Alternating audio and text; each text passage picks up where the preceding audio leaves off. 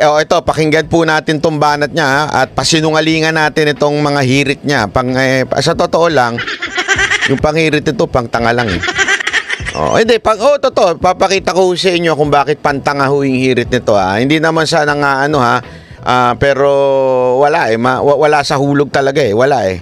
Grabe to mga boss.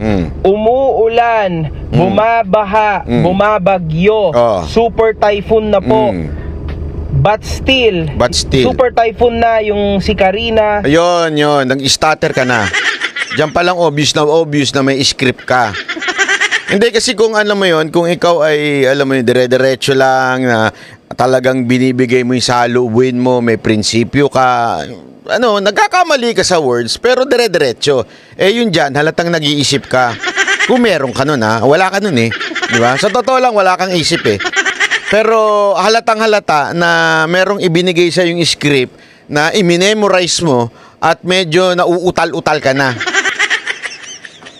Dahil siguro sa pagdidikit mo sa mga Marcos, nauutal-utal ka na. Hindi, kasi yung presidente natin, nauutal-utal din yan eh. Lahat po ng mga nandyan, uutal-utal eh. Hindi natin alam kung bakit Hindi, yan ba ang epekto? Hindi, ako nagtatanong lang. Tuloy natin. And still, doesn't matter. Ang VP nyong lahat na si Sara Duterte ay pumunta, namataan, bumiyahe papuntang Germany. Kasama ang kanyang pamilya, ang kanyang ina. Bakit lingon-lingon ka? Titingnan mo ba kung... Hindi, feeling ko meron tong may bumubulong-bulong dito eh. Hindi ko alam kung demonyo o Para lumilingon-lingon pa eh. Mga boss, tinatakasan kayo ng VP nyo. Tinatakasan daw. Paano na ang storya? Ano yan, jowa? Hindi totoo lang, anong tinatakasan sinasabi mo? Pag sinasabi mong tinatakasan ka, ibig sabihin nun, may responsibilidad yung ali. Diba? Para mo sinasabi may responsibilidad si VP Sara Duterte. Yan ang hirap sa atin eh. Yan ang talaga hirap sa atin eh. Pagka scripted eh. Basta ko lang sabihin sa'yo, yun na lang sasabihin mo. Alam mo, makagago meron akong tanong. Tanga ka ba o sadyang gago ka lang? Kasi hindi ho trabaho ng isang vice president ang sumangga sa bagyo. Hindi na ho trabahong harangan ng bagyo. Wala ho sigurong taong may trabaho niyan humarang sa bagyo. Pangalawa, hindi rin niya trabaho ang mag-epal-epal at pumunta diyan sa mga relief tulad ng ginawa ng amo mo na pag ganun-ganun pakaway-kaway. Hindi mo alam kung nagbibigay ng relief o nagmo-motorcade, nagpo-promote ng pelikula. Pag ganun-ganun lang, tapos babato ko mo. Ito, yan, bato. 'Di ba? Hindi niya trabaho yan. Alam mo, tuturuan lang kita kasi yan ang yan ang konsepto ng ibang mga tangang katulad ng mga nagko-komentong ganyan. Okay? Bakit to kanyo? Kasi ang akala nila, ang politiko halimbawa yung mga yung presidente ganyan, kailangan ng trabaho nila yung namimigay ng relief. Hindi ho trabaho ng presidente yun. Kaya nga meron tayong DSWD. 'Di ba? Meron pa tayong mga iba-ibang departamento sa gobyerno na kung saan sila ang gagawa ng trabaho. Ang presidente, hindi niya trabahong pumunta doon, tingnan ganyan-ganyan yan. Ang gawin niya dapat, magpatawag siya ng conference kasama ang lahat ng departamento. Eto, report dito? Kulang daw sila. Eto, gawin nyo. Siguraduhin nyo bukas meron yan. Eto, pag wala yan, sibak kayo. Yan ang ginawa ni Pangulong Duterte noon eh. Pag may mga sakuna, bago pa magsimula yung sakuna, nagkakaroon na siya ng talk to the people, kaharap ang lahat ng gabinete. At sinasabi niya, siguraduhin nyo meron to Ito, siguraduhin nyo may tubig dito. Siguraduhin nyo may ganyan. Tapos pag bumagyo, naandun lang sila. Naka-standby, sinisigurado. Kasi hindi naman pwedeng sasangga ang presidente, pakaway-kaway, sasakay ng... alam mo kung sino huling gumawa nun? Yung presidenteng bago si Duterte. Pakaway-kaway lang din. Tapos mamimigay ng ganun. Alam mo kung bakit? Pag ang presidente nagpunta sa isang lugar, magiging busy na yan doon sa lugar na yan. Di ba? Siyempre, yun ang pagtutuunan niya ng pansin. Lahat ng puwersa ng gobyerno na pupunta doon sa kusada ng presidente. Alam mo naman, sipsipan yan eh. So, lahat ng DILG Secretary, DSWD, lahat yan, nandyan. Oh, di ba? Ganun eh. So, magpo-focus sa isang lugar. Kaya nga, hindi ideal yung presidente mo na andun lang sa isang lugar. Dapat nandun siya, nagko-command. O, ito, ano na meron dyan? Oy, kulang DSWD, anak ka ng weteng ha, yung ano natin dito, dapat meron dyan. O, i-direct ngayon niya yung director ng DSWD dyan, o kaya yung director ng kung sino man dyan sa DILG din, kung sino yung mga, o yung DOH para sa mga idhian ng daga. Hindi, kasi totoo, ganun dapat. O, tapos, o ano pa? O, dito naman sa ganito, may problema. Ganun ang ginawa ni Duterte. Yung presidente mo na ginawa, pakaway-kaway ng ganyan, no? Oy! Tapos namigay ko, no? Kasama pa yung amuyong niyang si Secretary Abalos. Di ba? Pag ganun-ganun pa. Ito, mamalimos kayo dyan, oh. Oh, di ba? Tapos kayo, hahanapin mo si BP Sara Duterte. Ano gusto mo, umupo si BP Sara Duterte magkaroon ng command conference? Sadya ka na ba talagang lumiit ang jutak mo? Kasi ang liit ng ulo mo dyan, yun. Hindi to mo, parang nawala na, naubos. Kasama ba naubos yung utak dyan? Hindi, ako nagtatanong lang ha. Kasama bang naubos yung utak mo dyan? Ang Vice President, ayon sa ating konstitusyon, magbasa ka. Magbasa ka. Ayon sa ating konstitusyon, ang Vice President, ang trabaho lang yan, pag hindi na capable ang presidente. O di kaya, sa Tagalog, sa salitang karasada, pag ang presidente inutil, dapat palitan na ng vice president. E di para mo na rin sinabing inutil yung presidente mo. Hindi ganun yun eh. Sa paghahanap ninyo kay BP Sara Duterte, para nyo na sinabing inutil ang presidente nyo. Mahinang nilalang ang presidente nyo. Yun ang totoo. Tandaan nyo yan. Habang hinahanap ninyo ang Vice President, para nyo sinasabing mahina ang presidente kaya kailangan natin ng Vice President. Ayun ang totoo.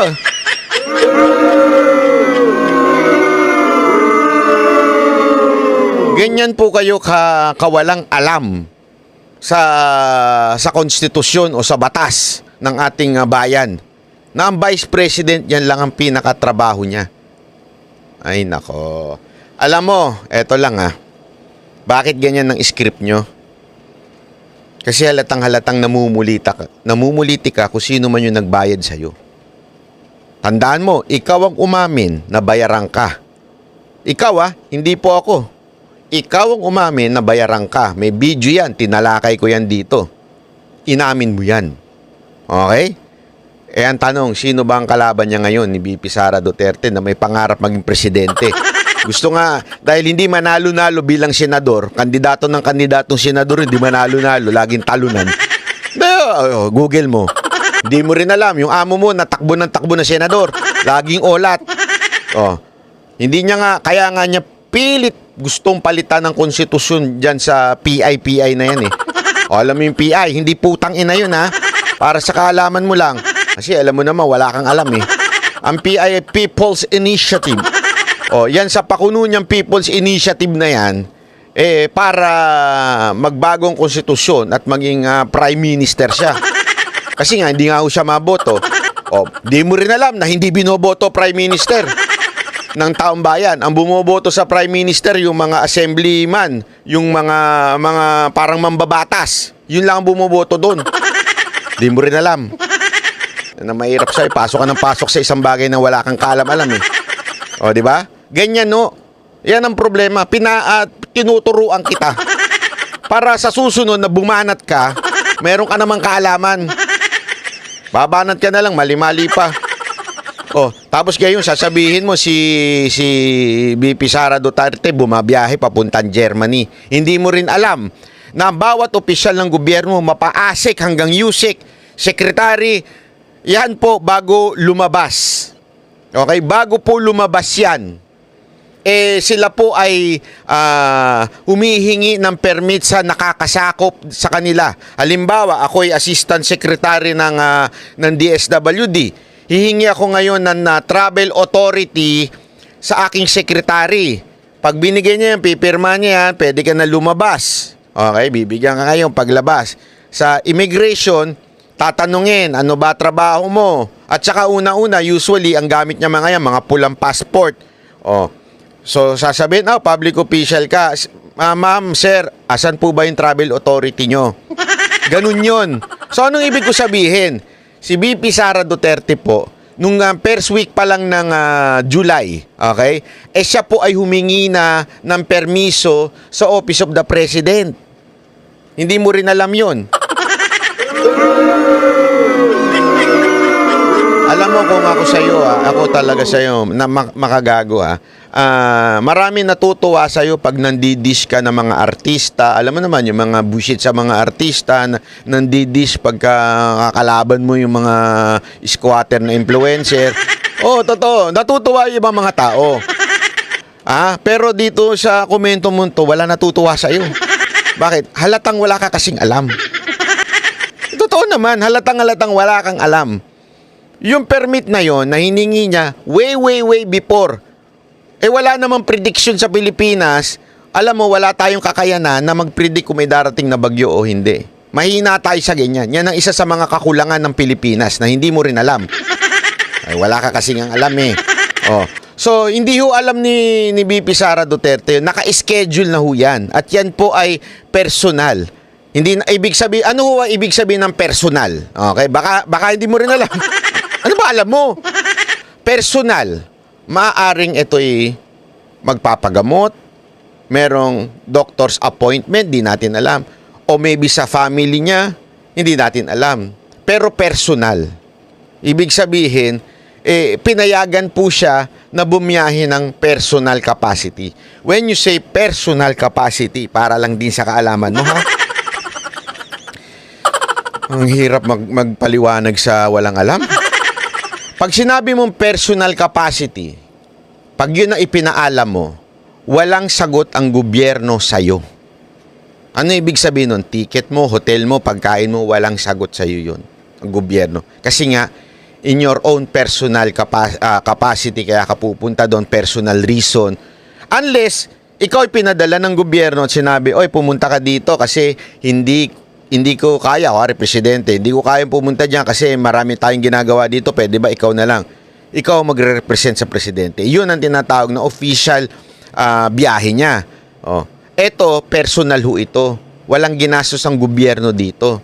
At nakasulat ho yan sa permit na hiningi ho ni VP Sara Duterte. Anong gagawin niya? Kung meron siyang appointment at may kailangan siyang gawin, ititigil niya yun. Pangalawa, hindi naman niya trabahong pumapel. At ilang beses nang sinasabi ho ito. Kahit wala po si VP Sara Duterte, unang nagresponde sa mga relief na yan ay walang iba kung hindi yung kanyang opisina. Wala nga lang siya. Kasi ang gusto ninyo, yung katulad ng inyong amo. Pati to si Romualdez, si Abalos, tuturo-turo, may video. Anong meron dyan? Bakit yung ganun-ganun dyan? May pagkasamang pagmuya pa yun. Ano meron dyan? Hindi, totoo naman eh. Gumaganong-ganon pa sila. Anong mapapala mo doon? Walang ganon. Kung gusto mo talagang tumulong, hindi mo kailangan mag-appear doon. Ikaw doon sa opisina inaayos mo. Yung logistics. Logistics, alam mo? Hindi rin. Ano ba alam mo? Ang bira, oo. O kailangan ikaw mag-aayos doon, Tapos ito. Kita mo nga pag relief ni VP Sara Duterte, nakasulat lang Office of the Vice President. Wala kang makikitang pangalan niya. Yung bigas ng amo mo. Romualdez Rice.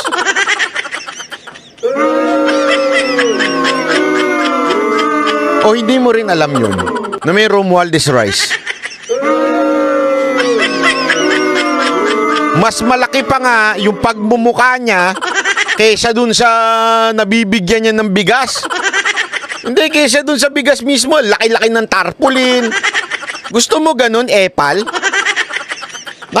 Alam mo, sa totoo lang, ganyan yan tinatanong ng taong bayan kasi malaki si speaker. Tinatanong ng taong bayan kung nakalunok ba ng Jollibee yan. Baka mismo si Jollibee yung mascot ang nalunok niyan. Bakit? Bida-bida eh. Hindi pwedeng bida-bida. Pambira. Bagyo ito eh. Alam mo, eto kung talagang gusto ng isang opisyal na tumulong sa bayan niya, hindi niya kailangan pumunta doon eh. Para mas mabilis. Kung ito'y executive walang problema kung ikaw meron kang gustong pagtulong, gusto mong puntahan lang yun. Doon ka lang kasi nakapokus. Yun lang yung tinutulungan mo. Pero kung ikaw executive ka, especially the president, mga DILG secretary, dapat kumukomando yan. Ito, dito ka naman. Kailangan mabilisan, hindi na yung... Kasi alam mo, pag nagpupunta ang isang presidente, isang speaker, o kaya yung... although ang speaker nasa legislative yan, pag nagpunta ho yan, halos lahat na nandoon. So yung focus nasa isang lugar. Kawawa na iba. Tapos buong araw na nandoon na i-spend yung time. Kasi nga, siyempre, may advance party pa yan, security ng mga tao dyan, security yung police, nung politiko. So, ganun ho yan. Hirap sa'yo talagang kausap. Ewan ko sa'yo. Di ba? Nakakaawa talagang taong bayan kay VP Sara. Diyos ko. Nakakaawa ang taong bayan. Siya ba ang presidente? Alam mo, ganito na lang siguro maganda, no? Palitan na lang kaya natin yung presidente. Hanap kayo ng hanap eh. Anyway, palitan natin yung presidente. Pag nawala yung presidente, yun. Kunwari nawala si VP Sara, presidente na siya. Doon tayo magalit kasi siya na yung presidente, trabaho niya na yan. Kahit ako mismo, kahit ako supporter ng mga Duterte, kung naging presidente si VP Sara Duterte at hindi niya gagawin ang kanyang trabaho na pumunta doon sa mga importanteng lugar at magkaroon ng command conference, sisitahin din na natin yan, pupunahin din natin yan. Di ba? Kasi trabaho niya yun. Ang problema, hindi naman niya trabaho ngayon yan. Alam mo, sa totoo lang kayong mga tanso vlogger, kayo ang talagang gustong magpatalsik kay Pangulong Marcos. Mr. Marcos, parang gusto kayong policy ng mga vlogger nyo Bakit kanyo? Kasi hinahanap ang BP, ikaw naman ang presidente. Ano ba naman yan? Grabe to mga boss. Ayun na pala yun. Walang kwenta. Alam mo, pahiya ka pa nga dito. Tingnan mo. Ayan mga komento. May 5,500 flood control project na naman. Okay lang yan. 5,000. Alam mo ba yung 5,555 na yan? Hindi mo rin alam yan. Let me educate you. Hindi ko na masabi yung stupid Hindi, let me educate you Bakit? Bakit kanyo? Kasi, alam niyo yan, di ba? Day before dumaan yung bagyo. Alam mo, eto masasabi natin yan. Malupit yan. Yan ang tinatawag. Alam mo yung sa mga contract. Kasi ako bilang may kontrata ako, 'di ba, para matuloy yung mga show ganyan. Meron tayong tinatawag diyan na force majeure. Act of God. Ano ibig sabihin nun? Pagka nagka-earthquake, bumagyo, pwedeng cancelin. Walang penalty, walang pananagutan sa isa't isa kasi nga act of God. Force majeure ika nga. Alam mo yung nangyari na to? Itong pagyayabang ng ating presidente na achievement daw yung basura, tapos yung daw kanyang flood project control na yan, flood control project na yan na 5,500. Hindi yung ba alam? Pinagmalaki niya yan sa SONA. Kinabukasan, nagkaroon ng act of God. Bagyo. Actually, hindi pa nga matinding bagyo yan. Alam mo ba? Hindi mo rin alam. Di, tanungin mo lang sa mga hindi pa matinding bagyo yung dumaan na yun. Yun ay lang, parang ang sabi ko nga, suminga lang Ang langit Pero nagkabaha-baha. Alam mo ibig sabihin yang act of God na yan? Ang ibig lamang pong sabihin yan mismong ang Panginoon na nagpapakita sa atin na what kind of government we have right now. Kung gaano ang korupsyon sa Pilipinas. Mantakin mo, bilyon-bilyon ang ginagastos natin sa flood control project, and yet konting ulan, baha. Yun nga ang purpose niyan. Alam mo rin ba kasi na yan ang pinakamadaling madaya na proyekto? Hindi mo rin alam. Hay! Ang hirap magpaliwanag. Ang flood control project po kasi, usually, di ba, inaano yan, beginning of the year, o ano, yung hindi pa tag-ulan, tapos magkakaroon ng project. Tapos sasabihin tapos na. Sasabihin tapos na. So, magkakaroon ng panahon, magkakaroon ng gap. So, yung contractor dyan, at saka yung kung sino mang, anumang distrito ng lugar nyo yan, nakuha na nila yung kita nila, nabayaran na sila. Kumita na ho yung dapat kumitang kumatkong. Yung mga kumakatkong na congressman, kumita na ho. Tapos, hindi pa ho tagulan yun. So, hindi pa nila natin matetesting kung totoo ba yung, substandard ba yung ginawang flood control project. Pagdating ng tag-ulan, doon na lang natin malalaman na yung palang mga nilagay, mga substandard. Kasi hindi ho madaling makita yan. Yan ho'y nasa ilalim.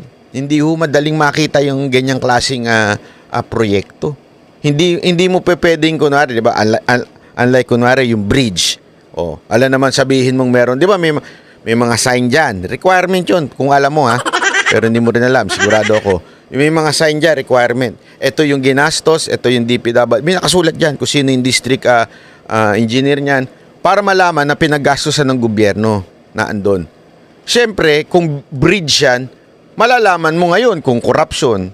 Makikita mo kung hindi natapos, di ba? Kasi bridge O malalaman mo kung may sira-sira. Pero yung flood control project, hindi mo makikita yan. Nakatago yan, nasa ilalim yan. Hindi ka naman pupunta dyan para i-check up pa yan, di ba?